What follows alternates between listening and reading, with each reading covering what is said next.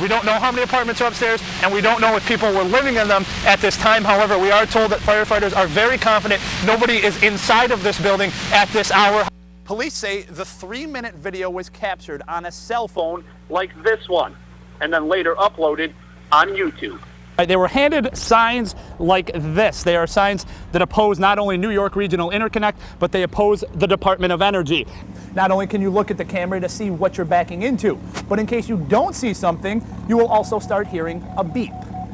Around the schools, it's 15 miles an hour, so this particular car here on the Parkway going 43 probably would get a ticket. And I pulled right here into the driveway. And you see a car on fire. And it's laying on its passenger door on fire.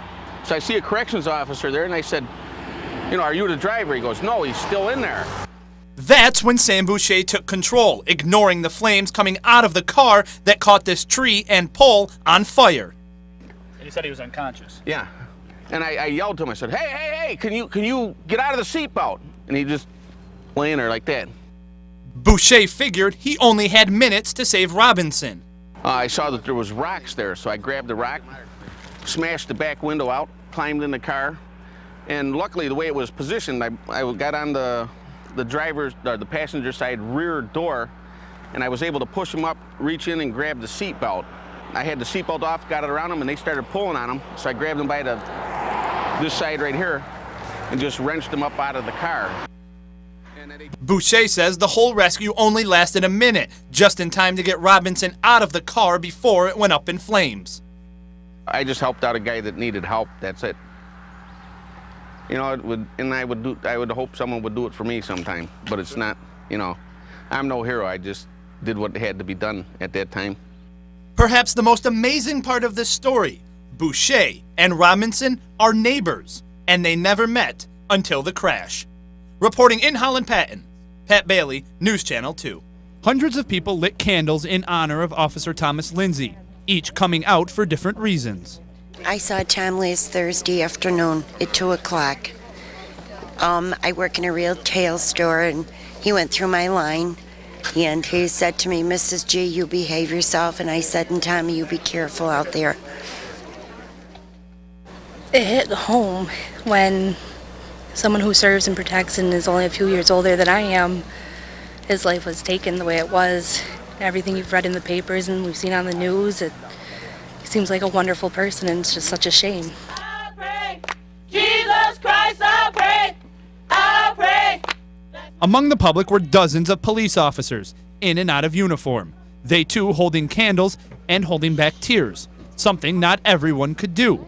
One officer said the tribute was touching and appropriate for the fallen hero, something he says Officer Lindsay himself would disagree with. I think Tom would probably be flattered, but wouldn't want all this attention. He would certainly was a humble guy, and certainly wouldn't think that it was deserving of it. He certainly was deserving of it. There was a moment of silence at 9:20, the exact time Officer Lindsay was shot. But then the silence broke.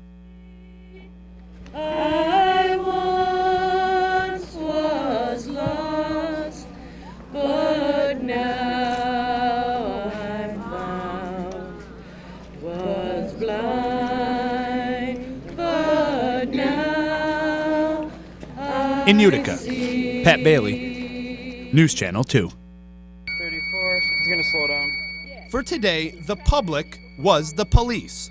If you aim at a car right there, that beam is going to hit that car dead on. You're going to know exactly what car you're hitting. Utica police officers were showing members of the public how they catch speeders using this LiDAR gun. It works like a radar gun, but as the officer explains to our cameraman, more accurately. If I pointed the radar unit all the way to the end of the road, it would actually cover the whole road. Right. So if there were tons of cars, you wouldn't know what car you're hitting. Right. Whereas the LiDAR, my pointing it all the way across to the end of that road, it's only 3 feet wide. So I can pick any vehicle in a crowd of vehicles and know exactly what vehicle I'm hitting. UPD used today, a week before school opens back up, for the demonstration. The speed limit on most city streets is 30 miles an hour. Around the schools, it's 15 miles an hour. So this particular car here on the Parkway going 43 probably would get a ticket. But police weren't just demonstrating. They also nabbed a few lead foots. 39 passing lane, gray Honda. This car was going 39 in a 30, but police let him off with a warning and a friendly reminder. Alrighty. We're going to let you go with a warning right now, okay? Just try to keep it, you know, 'cause especially school's going to be starting next week and everything. You never know, okay? In Utica, Pat Bailey, News Channel 2.